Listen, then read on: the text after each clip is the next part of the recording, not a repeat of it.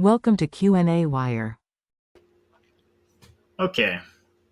In this problem, we have some ideal gas at standard temperature pressure. We assume that in order for it to have a statistically relevant definition of a temperature, for it to actually be an ideal gas, we assume that it needs to have a sufficient number of particles. We're given it needs to have 1,000,000, 10 to the 6 particles in it to even be valid, to give us valid descriptions of temperature and pressure. And we were asked to find if this be the case, what is the length scale, little l, required for this to have an appropriate statistical characterization as an ideal gas. So this is really just an exercise of using the ideal gas law. PV equals big N kT.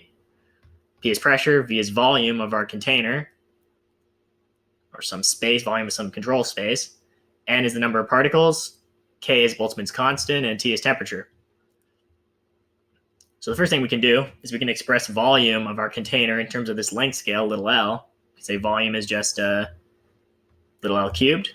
So it's some cubic space. And then we can simply find L in terms of all these other quantities, which would give us nkt over P, all to the cube root, so to the 1/3 power. And that's really it. We can plug in N is 1,000,000, K, the Boltzmann constant, all these other things. So let's do that. 26, Boltzmann constant of 1.38, e to the negative 23. Standard temperature pressure. So 273, we can say it's 273 Kelvin.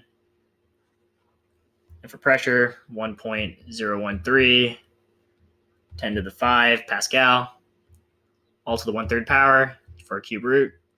This would give us a length scale of 3 times 10 to the negative 7 meters.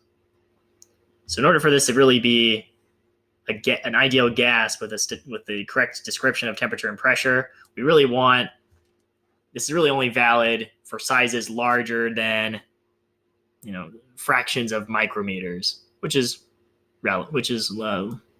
reasonable. So that's it, just using the ideal gas law.